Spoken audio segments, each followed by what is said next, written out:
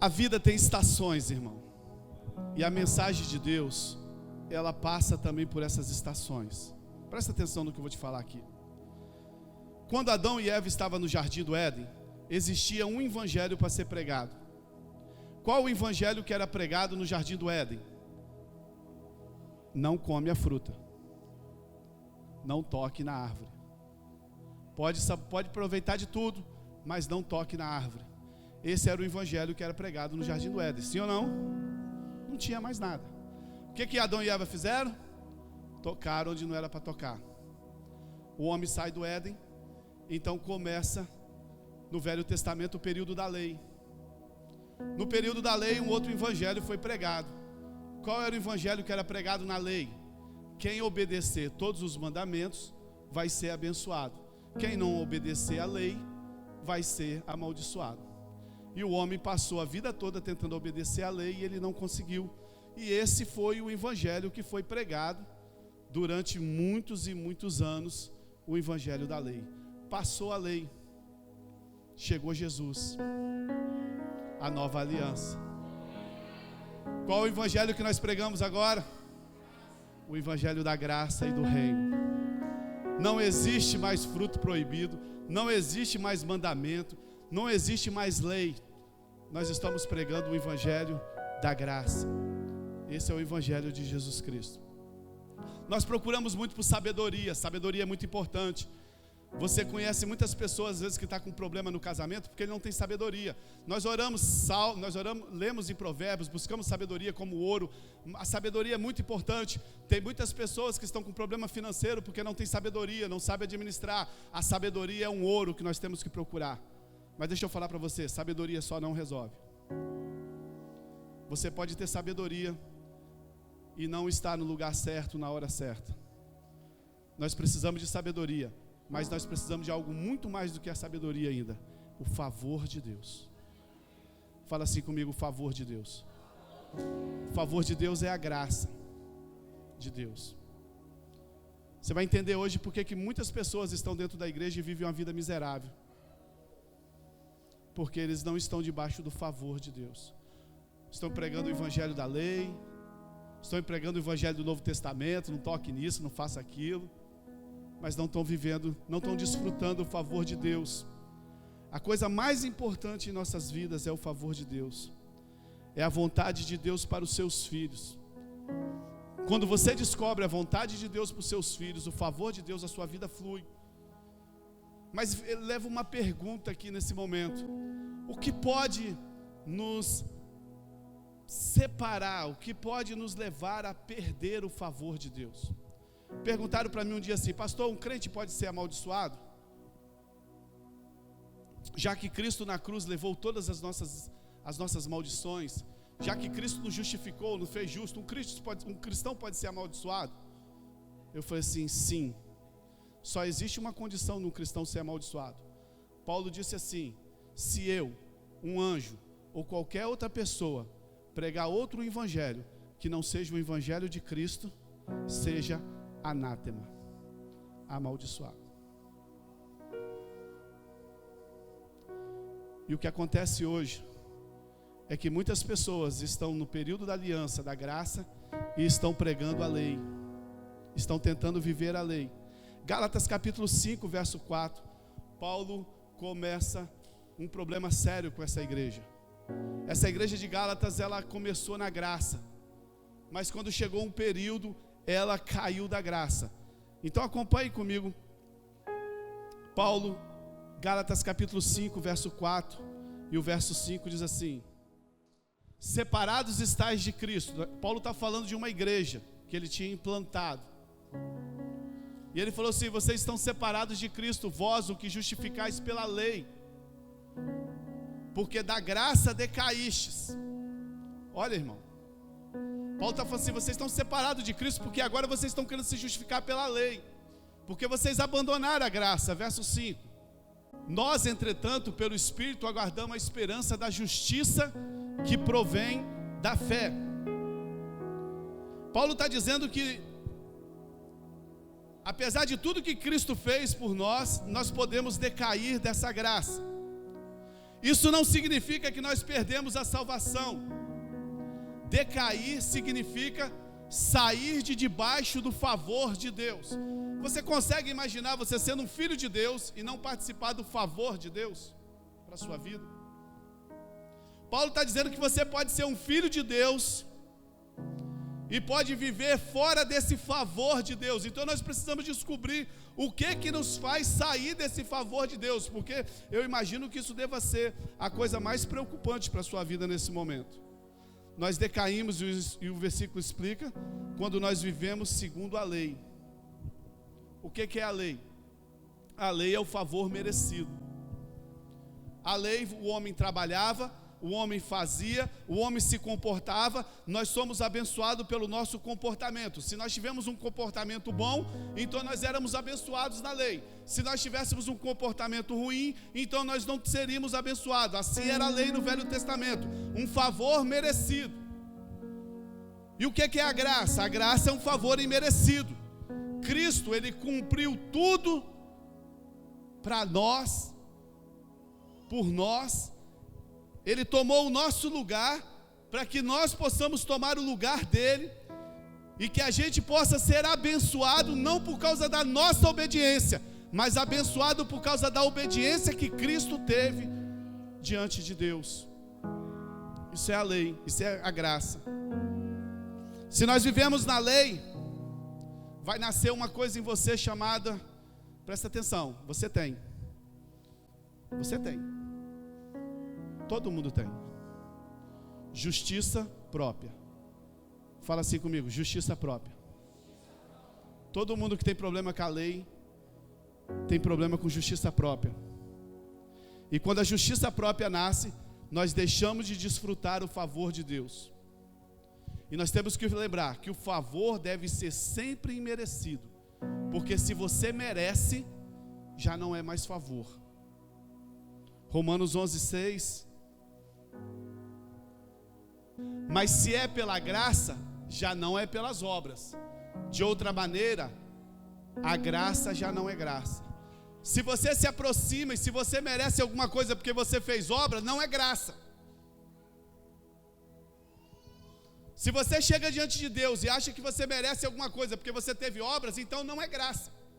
E ele está dizendo assim, mas se é pela graça, então não é pela lei, não é pelas obras. De outra maneira, a graça não é graça. A graça só é graça quando é imerecido. A lei presume que a gente merece. O problema, sabe qual é o grande problema? É que nós não queremos depender do favor de Deus.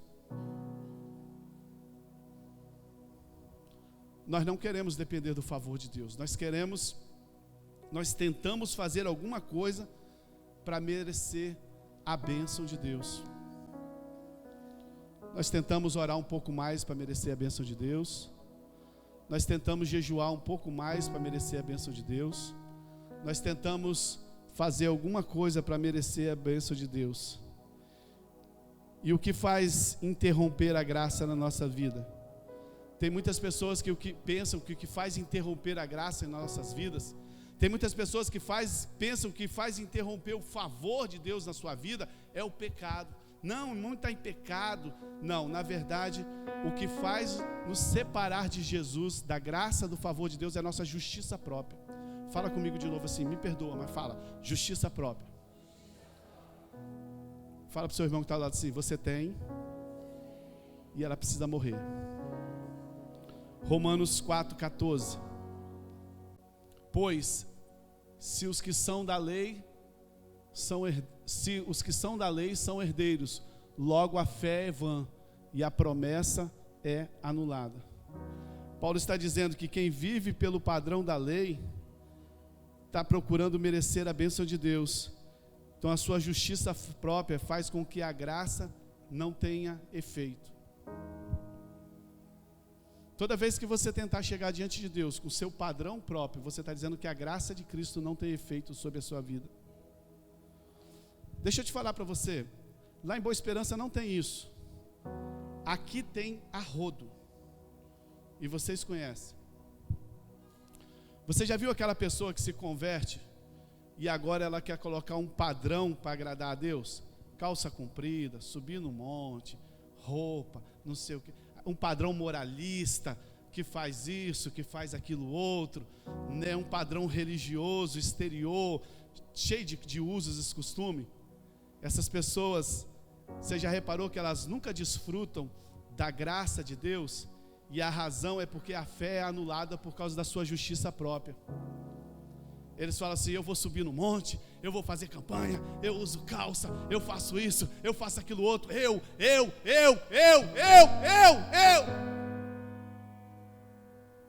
E eles anulam a graça. Aí você já reparou que passa 1 ano, 2 anos, a maioria está tudo desviado no mundo? Porque eles deixam de aproveitar a graça para querer entrar na sua justiça própria. O pecado é terrível, ele tem consequências, mas o que anula a graça, o que anula o favor de Deus nas nossas vidas, é a justiça própria. Deixa eu te dar alguns exemplos aqui. Primeiro de Pedro, 1 João capítulo 4, verso 10. Pedro era um cara cheio de justiça própria. Nisto está o amor, não em que nós tenhamos amado a Deus. Presta atenção nesse versículo. Presta atenção. Nisso está o amor, não que você amou a Deus, mas que Ele nos amou a nós e enviou o seu Filho como propiciação pelos nossos pecados. O ponto central do cristianismo aqui, nessa questão de amor, não é o que você ama a Deus, é o que Deus nos ama. É o tanto que Deus nos ama. Foi Ele que nos amou primeiro. O nosso amor a Deus é apenas a resposta dele ter nos amado primeiro. Você não se aproximou de Deus porque você amava Ele, não. Até a sua conversão, até a sua aproximação de Deus, foi o amor dele que te atraiu para Ele. E hoje você fica constrangido com isso e você o ama. Amém? Agora presta atenção. João ele se gloriava de ser o discípulo amado de Jesus. Não é isso que a Bíblia fala? Que João era o discípulo amado do Senhor. Mas Pedro se gloriava em amar o Senhor e ser capaz de dar a vida dele por Jesus.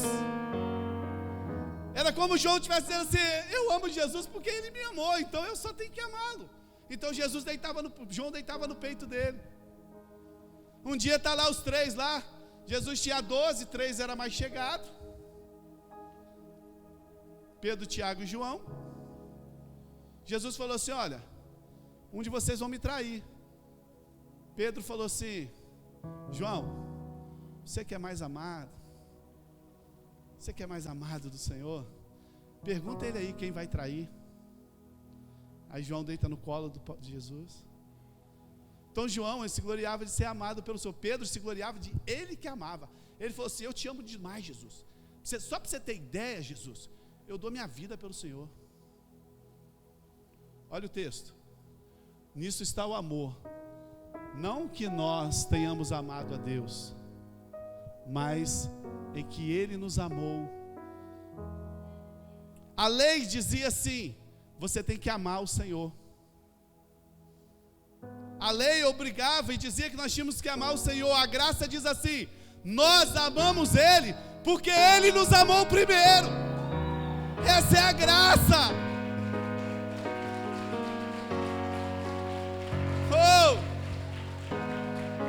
Quando você confia no seu próprio amor pelo Senhor, sabe o que está acontecendo? Você está confiando na sua carne. Eu não, você não me conhece, eu não, eu amo o Senhor, eu dou minha vida pelo Senhor. Você não está confiando no amor de Deus que Ele tem por você, não, você está confiando no seu amor da carne por Ele. Pedro representa esse pessoal aí, que confia no seu próprio amor. Jesus chega para ele e fala assim: olha Pedro, você vai me negar? Não nego não. O senhor não está entendendo, Jesus, o tanto que eu te amo. Pedro, eu te amei. Não, o senhor não está entendendo, Senhor. Eu te amo tanto que eu sou capaz de dar minha vida por você. Pedro representa esse pessoal aí. Pedro e João são dois estilos de vidas diferentes. No fim, João estava no pé da cruz com Jesus lá no final. E Pedro estava negando Jesus com uma escravazinha pequenininha. Eu nunca esqueço aquela mensagem que você pregou, né, de Pedro da fogueira. Eu ouvi ela uma vez no rádio. No rádio não, né? CD, né? É antiga, tá? Estou ficando velho. No final, João, que amava, estava lá na cruz com Jesus. Pedro, que confiava na carne dele, na lei, estava negando Jesus. Deixa eu te perguntar, nessa noite, com qual que você se identifica? Você confia no seu amor por Deus? Você confia que Deus te ama tanto que você pode descansar e dizer assim: estou tranquilo. Eu nunca vou esquecer a Rafaela. A Rafaela está lá em cima? Está lá em cima? Desse tamanhozinho assim, pastor. Desse tamanhozinho assim, está lá em cima. Culto aqui lotado de gente. Culto acabou. Pastor Eber e a pastora Deise pegou o carro deles, foi levar a gente em casa. E já tinha um monte de gente indo embora. Já tinha quase ninguém aqui mais. A Rafaela estava brincando por ali intertida. Eu sei que ela veio correndo aqui. Só tinha eu, a Rose e mais outra pessoa aqui dentro do prédio da igreja. E ela falou assim: pastor, cadê meu pai? E esse jeito nosso de ficar brincando o tempo todo, né? Eu falei assim: foi embora, te deixou aqui. Ela falou assim: não foi não. Eu falei: por quê? Porque ele me ama.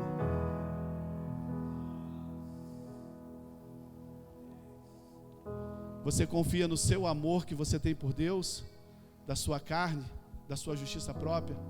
Ou você confia no amor? Pedro confiava no amor dele. Então deixa eu te dar outro exemplo aqui rapidinho. Vai demorar, mas eu vou acabar. Lucas capítulo 18, 9 e 14. Subiu um fariseu para orar. Esse texto é muito legal. Lucas capítulo 18, de 9 a 14. Deixa eu ler rapidinho. Propôs também essa parábola uns que confiavam em si mesmos. Olha o que eles faziam. Eles confiavam em si mesmos, na sua justiça própria, crendo que eram justos. Irmão, está cheio de crente que confia em si mesmo. Está cheio de crente achando que é justo pela sua ação e que despreza, critica. Você vai saber hoje nessa noite por que tem gente que fala mal dos outros.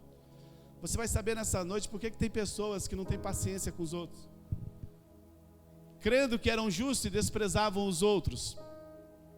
2 homens subiram ao templo para lá, um fariseu e o outro publicano. O fariseu era o religioso, era o bambambam da época. O publicano era eu e você.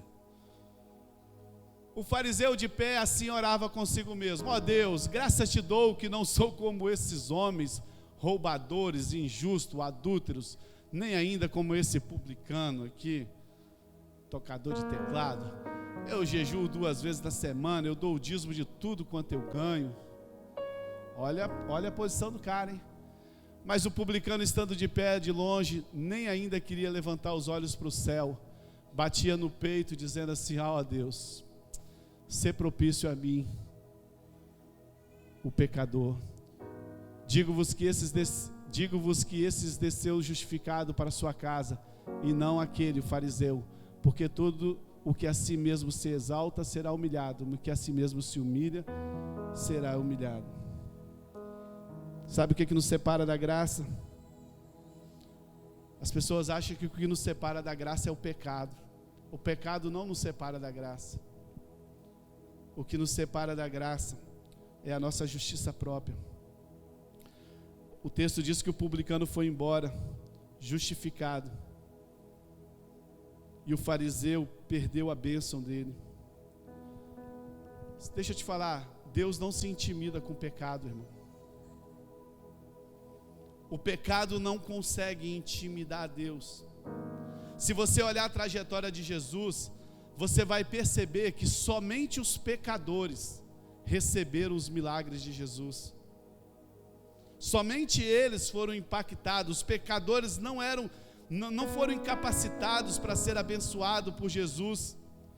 Com certeza eles não eram fiéis, com certeza eles não eram obedientes, com certeza eles tinham problemas sérios conjugais, com certeza eles tinham desejo de vingança, aquele povo era terrível, com certeza eles tinham cobiça. Nada disso impediu aquele povo de receber prostitutas, pessoas de vários problemas. Jesus nunca exortou um deles dizendo assim: olha, você precisa mudar de vida antes de receber esse milagre, você tem que fazer isso, você tem que fazer aquilo. Jesus nunca fez isso, muito menos Jesus disse para eles assim: olha, sabe por que vocês estão doentes? Vocês estão doentes porque vocês não merecem a bênção, porque vocês são pecadores. Jesus nunca falou isso. Os pecadores sempre receberam os milagres de Jesus, sim ou não? Agora lê na Bíblia, acha um fariseu que recebeu uma bênção de Deus,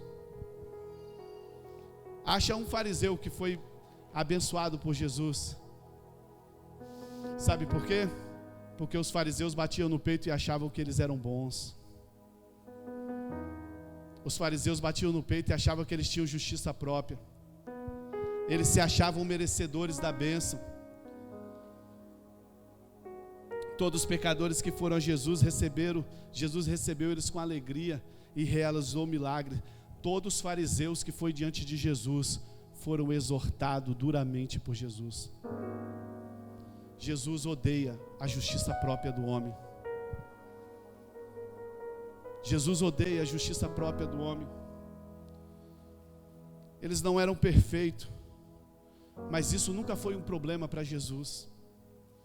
Era prostituta, era adúltero, era tudo quanto é tipo de pessoas, mas isso nunca foi problema para Jesus. Paulo diz que o que nos separa do favor de Deus é decair da graça, é a nossa justiça própria. Está cheio de crente dentro das igrejas com justiça própria. O cara começa a orar hoje, ele começa a achar que ele é melhor do que os outros. Ele começa a ler a Bíblia, ele começa a achar que ele é melhor. Vocês estão fazendo uma campanha de Bíblia aí com a Lohane aí. Glória a Deus. Campanha de Bíblia com a Lohane. Não é campanha não, né? Eu não li nem um dia, irmão. Estou 20 dias sem ler Bíblia praticamente. Pastor de vocês. Misericórdia, né? Adoeci, irmão. Conseguia nem respirar. Tive vontade de me matar. Irmão, vocês não sabem o que é um homem doente, não, irmão. Vocês não sabem. O mais perto que vocês conseguem chegar de nós é quando vocês vão ter um parto.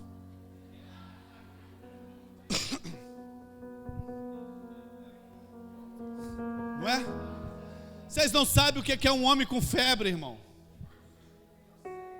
Tossindo, sem ar para respirar. Eu olhava a Bíblia e falava: não vou ler. Não leio. Bem limpa não. Deixa eu te falar, vocês estão lendo, parabéns. Continue assim. Mas o que isso está gerando em vocês? Amor por Deus ou justiça própria? Achando que agora vocês são bons porque lê a Bíblia?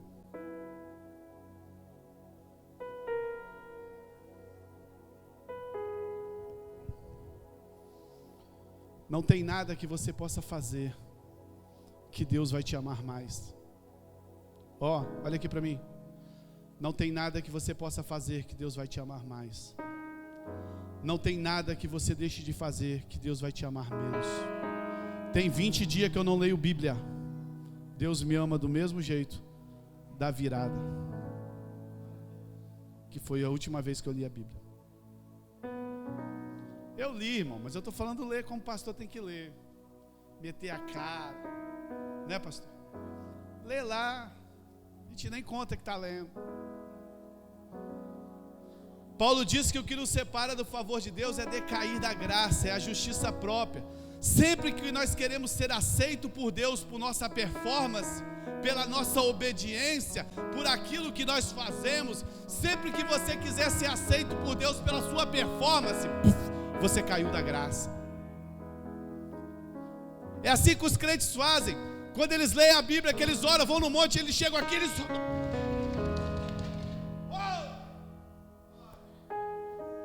Sirvo para isso, né, irmão? Quando ele fica a semana toda sem ler, ele senta na última cadeira lá no banco. Pobrezinho. porque ele está confiando na performance dele.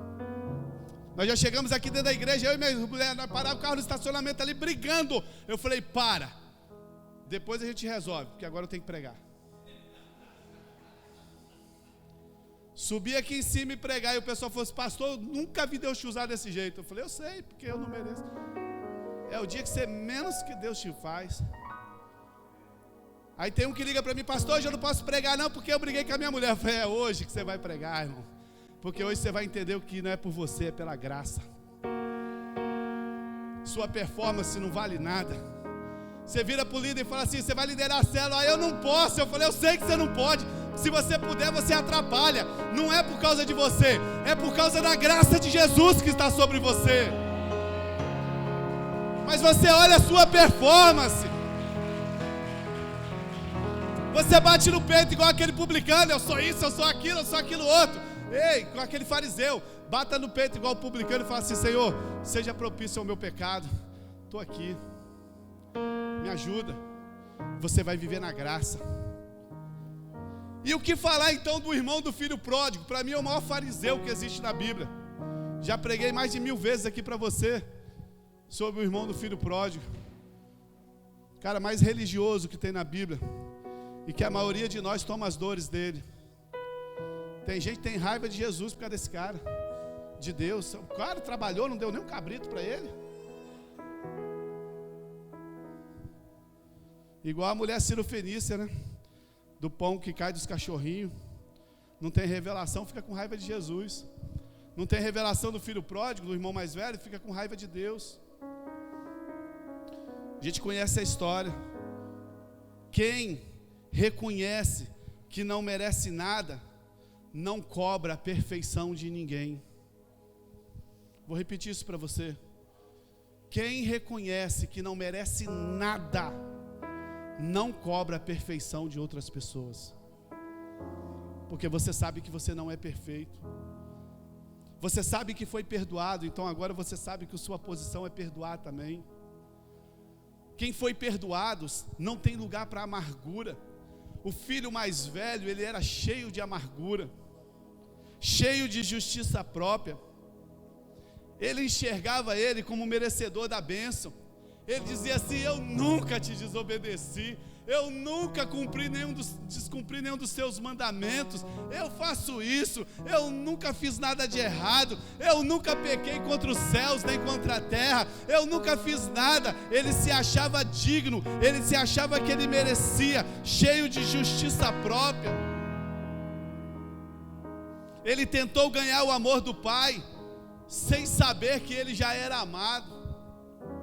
Está cheio de crentes dentro das igrejas desse jeito, tentando ganhar o amor de Deus, sem lembrar que ele já é amado, tentando fazer coisas para Deus, achando que o dia que ele está com uma performance melhor, Deus está amando ele. Deixa eu te falar, não tem nada que você possa fazer que vai aumentar o amor de Deus para você. Deus já te amou no máximo. Não depende da sua performance, não depende do que você faz. Aquele menino achava que ele merecia, ele não entendeu, e sabe o que aconteceu nele? Caiu na amargura. Ele achou que o pai dele era injusto. Não é isso que você lê a história?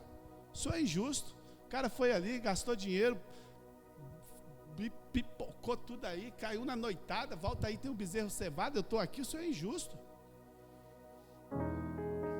É assim que nasce a justiça própria. Quando nós tentamos conquistar o elogio do Pai. Toda pessoa cheia de justiça própria, ela se enche de amargura. Toda pessoa amarga, que tem problema de amargura, ela está cheia de justiça própria.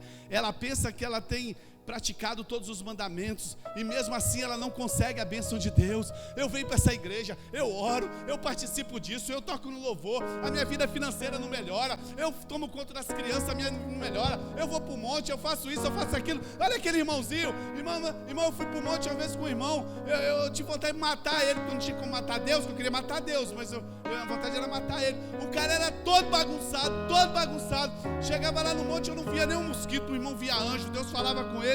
Eu falava, Deus, por que o Senhor fala com ele, mas não fala comigo?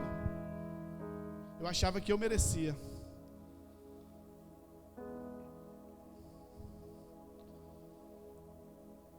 Toda pessoa cheia de justiça própria se enche de amargura. Justiça própria é o resultado do nosso desejo de conquistar o amor e a aprovação de Deus. A gente não entende que a gente já é filho, que já é tudo nosso. Nós nos esforçamos para fazer boas obras, e quando nós achamos que nós conseguimos, nós nos enchemos de justiça própria e achamos que nós merecemos a coisa. O problema é que nós perdemos o favor de Deus quando nós confiamos em nós, e o resultado é que nós ficamos igual o filho mais velho pródigo, revoltado. Nossa, eu fiz isso, eu fiz aquilo, eu jejuei, eu fiz campanha, eu cuidei das crianças, eu fiz aquilo outro. Olha, não aconteceu nada comigo, vou sair dessa igreja. Porque ele não pode pegar Deus pelo pescoço, ele pega o pastor. A raiva dele não é com nós não, pastor. A raiva dele é com Deus. Porque ele está cheio de justiça própria, porque ele acha que ele merece, mas Deus não abençoa ele. Porque Deus não abençoa quem merece, Deus abençoa quem não merece. Mas ele acha que ele merece, porque ele faz tudo. Eu sou dizimista, eu venho na igreja, eu faço isso, eu faço aquilo, eu. Aí as coisas não acontecem para ele, ele sai da igreja. Porque ele acha que ele não teve nem um cabritinho, não me deram nem um cabritinho nessa igreja. Por isso que nós temos tanta gente ressentida no meio das igrejas, por causa da justiça própria. É como o marido que se esforça para agradar a sua esposa e ela não reconhece, e ele fica todo cheio de ressentimento. Aí eles vão na célula, a mulher ainda fala para o líder da célula assim: nossa, aquele líder é uma bênção, né? E o marido fala assim: estou aqui me esforçando. Deixa eu te falar uma coisa nessa noite. Você faz boas obras para conquistar o amor, ou porque você sabe que você é amado? Você faz as boas obras para Deus, para conquistar o amor de Deus, para Ele te amar? Ou você faz isso porque você já sabe que você é amado? A resposta disso te coloca debaixo da lei ou da graça. Sempre que nós procuramos conquistar o amor de Deus, em vez de crer que somos amados, nós caímos na justiça própria. Está cheio de crente querendo conquistar as coisas de Deus, porque ele não crê que Deus já o ama. Aí você vem para Paulo, eu finalizo com Paulo agora, Filipenses capítulo 3, verso 1 e 9. Deixa eu ler esse texto aqui para você, ele é longo, mas deixa eu ler esse texto aqui para você. Paulo podia confiar nele. Filipenses 3, de 1 a 9. Quanto mais, irmãos meus, Paulo estava fazendo um relato da vida dele. Regozijo-vos no Senhor. Não é penoso a mim escrever a vós as mesmas coisas, porque a voz dá segurança. Paulo está falando, estou escrevendo de novo, porque isso dá segurança para vocês. Acautelai-vos dos cães, acautelai-vos dos maus obreiros, acautelai-vos das falsas circuncisão. Porque a circuncisão somos nós que servimos a Deus em espírito e nos gloriamos em Cristo Jesus, não confiamos na carne. Fala assim: não confio na carne. Se bem que eu poderia, Paulo falou, eu poderia confiar na carne. Se algum outro julga poder confiar, eu muito mais, Paulo dizendo. Porque tem gente que confia na carne, acha que pode agradar a Deus com o seu esforço. Paulo falou assim: se eu quisesse, eu podia. Porque olha só meu currículo. Fui circuncidado ao 8º dia da linhagem de Israel, da tribo de Benjamim, hebreus de hebreus. Quanto à lei, ele só era fariseu. Quanto ao zelo, persegui a igreja. Quanto à justiça que há na lei, fui irrepreensível. O cara falar que na justiça da lei ele foi irrepreensível, é loucura, irmão. Verso 7. Mas o que para mim era lucro, ele falou, tudo isso que eu tenho feito aí que vocês acham que é bom, mas para mim o que era lucro, passei a considerá-lo como perca, por amor de Cristo. Uau! Sim, na verdade tenho também como perda todas as coisas pela excelência do conhecimento de Cristo Jesus, meu Senhor, pelo qual sofri a perda de todas essas coisas da carne que ele confiava, e a considero como refúgio. Refúgio aqui é bondade, refúgio aqui é maravilha, porque ele está falando assim, eu considero isso tudo como estrume, como esterco, toda a minha justiça própria, tudo ser hebreu dos hebreus, fariseu, eu considero isso tudo como esterco, para que eu possa ganhar a Cristo. Tem gente confiando não sei em que, só porque ele usa calça comprida. Tem gente confiando na carne porque vai num monte um dia, porque ora 2 horas, porque lê 2 capítulos por dia, já acha que pode condenar os outros. Paulo está dizendo, olha meu currículo, isso é tudo esterco. Seja achado nele, não tendo como minha justiça, e seja achado nele, não tendo como minha justiça que vem da lei, mas a que vem da fé em Cristo, a saber, a justiça que vem de Deus pela fé. Quem anda na lei não guarda todos os mandamentos, sabia? Ele escolhe alguns para guardar. Ele escolhe alguns que são assim, que ele acha que é importante, não comer carne de porco, não ir trabalhar no sábado, não sei o quê. Ele escolhe alguns que ele acha mais importante, porque a lei são 666 mandamentos, né? A lei são 666 mandamentos. Eles escolhem só uns para dizer que ele guarda. E quando ele julga achar que ele está cumprindo, ele se enche de justiça própria. É a mesma coisa na igreja, quem anda na lei, ele julga achar alguma coisa dentro da igreja que ele esteja cumprindo, eu não faço isso, eu não entro no Instagram, eu não faço aquilo outro, ele se enche de justiça própria. Isso é a forma de dizer, justiça própria, é a forma de dizer que nós não precisamos de Cristo. Se você já tem a sua justiça própria, para que você precisa de Cristo? Não precisamos ser aprovados, não precisamos, porque nós confiamos já nos nossos merecimentos. O sinal mais claro de justiça própria é quando nós lutamos para ter razão. Deixa eu te perguntar, você sempre quer ter razão? Quando Deus me revelou isso, eu caí do chão e falei, meu Deus, estou condenado. Porque eu sempre quero ter razão. Falei, minha mulher vai fazer assim no culto.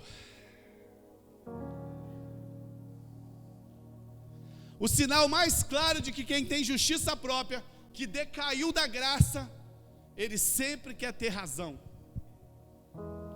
As pessoas sempre acham que tem razão, eles sempre têm argumento para dizer que está certa. Eles,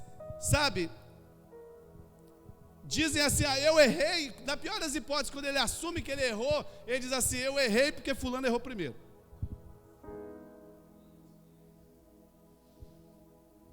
O motivo de procurarmos sempre ter razão e ficarmos magoados com os outros é porque nós pensamos que temos justiça própria em nós mesmos. É porque nós pensamos que nós somos alguma coisa. Sempre quem tem razão tem dificuldade de ser exortado, não aceita exortação. Se você pegar uma pessoa de justiça própria e exortar ele, ele não aceita. A pessoa se arma de argumento para mostrar o tanto que ela está certa. Pessoas de justiça própria estão sempre pronto para condenar os outros.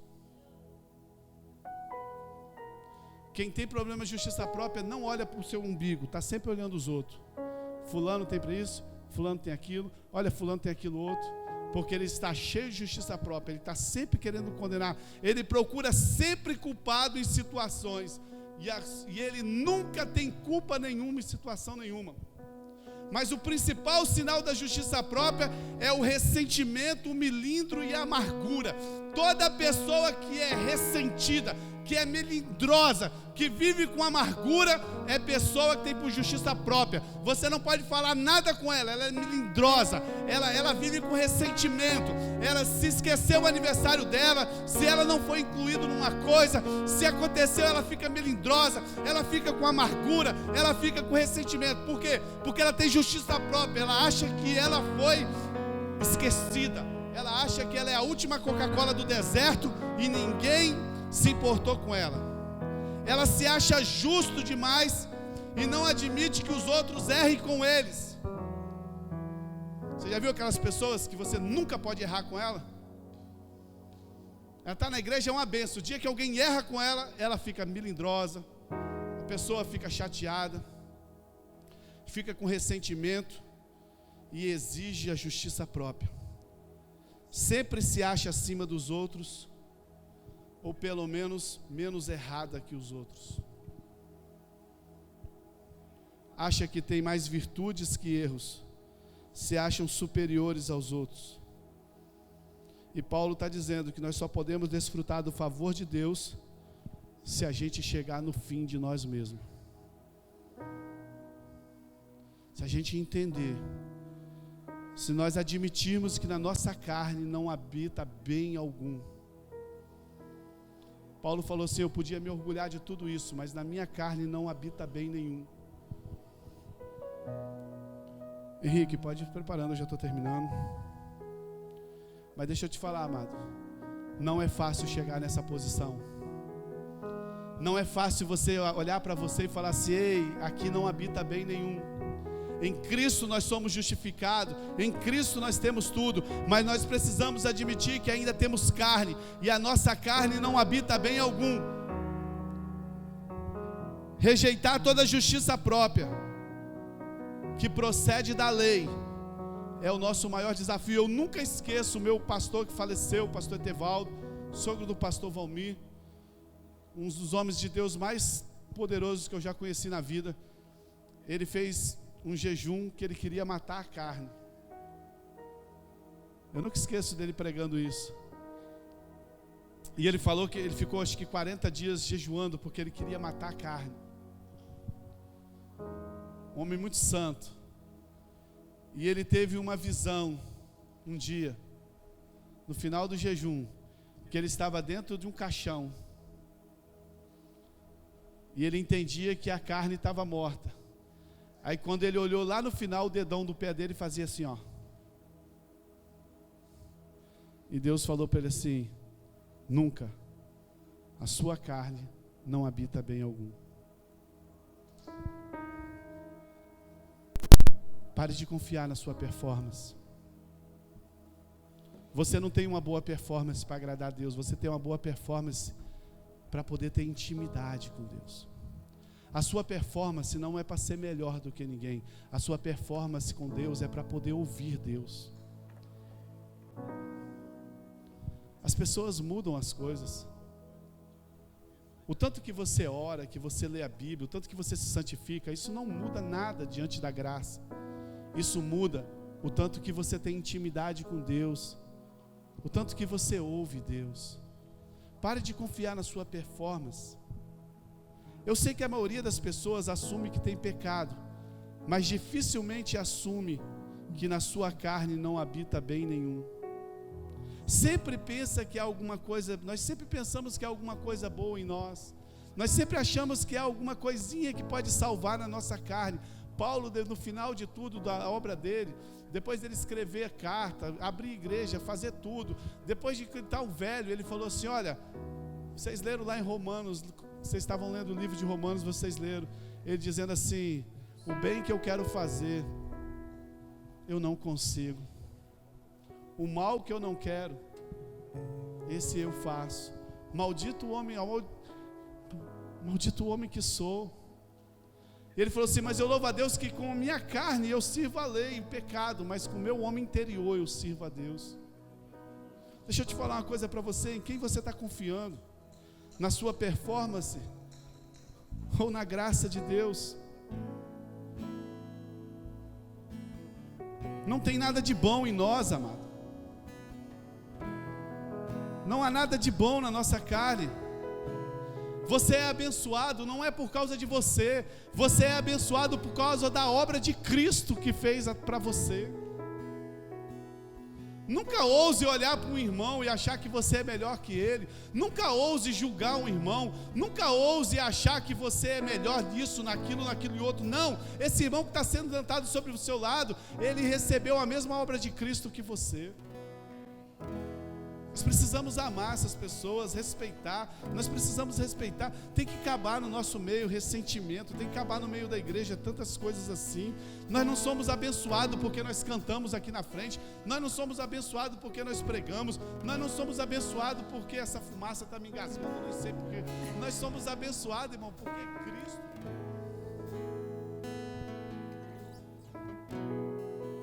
Você confia em quê, amado? Na sua justiça própria ou no favor de Deus? Existia uma lei no Velho Testamento, em Levítico 3, que ela dizia assim sobre o homem com a lepra: se a lepra estiver no seu cabelo, você é impuro. Se a lepra estiver no seu braço, você é impuro. Se a lepra estiver na sua barba, você é impuro. Se a lepra estiver na sua perna, você é considerado impuro. Mas se a lepra estiver no seu corpo inteiro, você é considerado puro. Enquanto você achar que você se justifica, mas tiver uma leprazinha no seu braço, você vai ver que você é impuro diante de Deus. Mas quando você aceitar o sacrifício de Jesus para a sua vida inteira, você vai entender que Ele te justifica, Ele te abençoa. Então a única forma de nós decairmos do favor de Deus, da graça, é quando nós deixamos de receber o que Deus tem para nós e a gente começa a confiar na nossa performance. Eu queria te convidar você a ficar de pé nessa noite. Eu queria convidar você a fechar os seus olhos e renunciar a toda justiça própria na sua vida. Entender que não há bem nenhum que habita em você, não há nada de bom que habita em nós.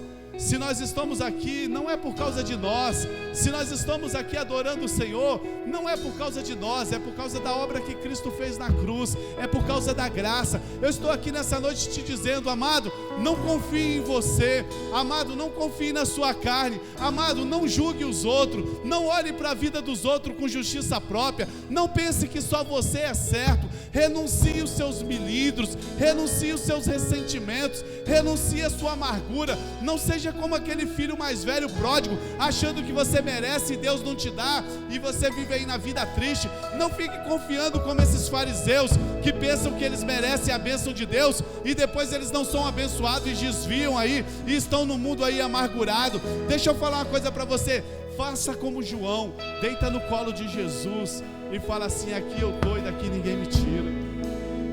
Oh Jesus, feche os seus olhos nessa noite, ore o Senhor nessa noite.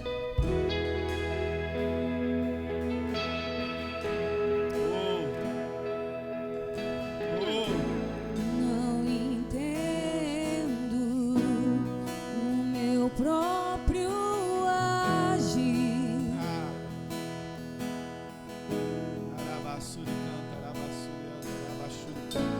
Sinto a graça, o que seria de mim? Não seríamos nada, absolutamente nada.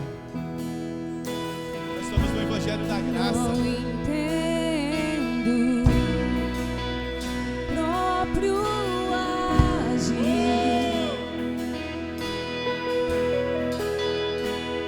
Seja cheio do Espírito Santo. Sinto a graça, o que seria de mim? Lance tudo como esterco, confie na graça. O bem que eu quero fazer não faço, e o mal que eu não quero, este sim acabo cometendo.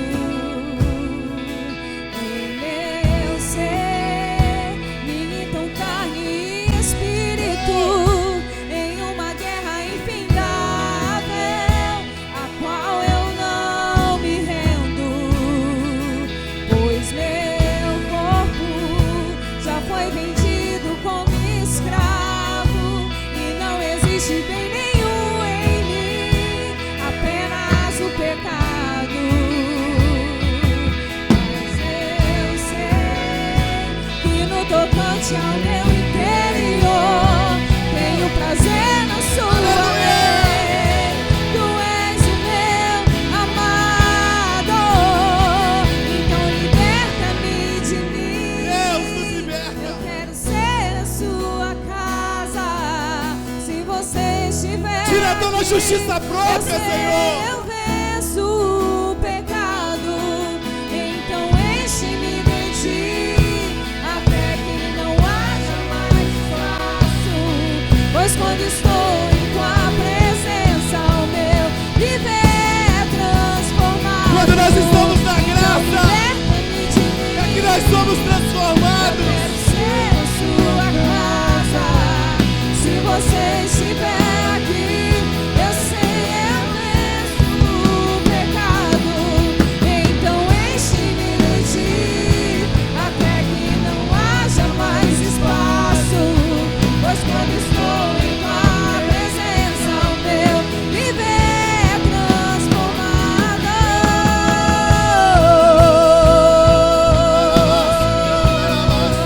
O meu viver é transformado, Senhor.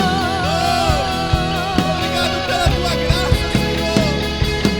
Pois o bem que eu quero fazer não faço, e o mal que eu não quero, este sim acabo cometendo. Em meu ser militam carne e espírito, em uma guerra infindável, a qual eu não me rendo. Pois meu corpo já foi vendido como escravo, e não existe bem nenhum em mim, apenas o pecado. Mas eu sei que no tocante ao meu interior tenho prazer na sua lei. Tu és o meu amado, então liberta-me de mim. Eu quero ser a sua casa. Se você estiver aqui, Habita em nós, eu Senhor. sei eu venço o pecado. Então enche-me Renuncie de toda a ti, justiça própria. até que não haja mais Renuncie todo espaço. esforço humano. Pois quando estou em tua presença, Oh, desfrute da viver graça. é transformado. Desfrute, desfrute. Liberta-me de mim. Eu quero ser a sua casa. Se você estiver aqui,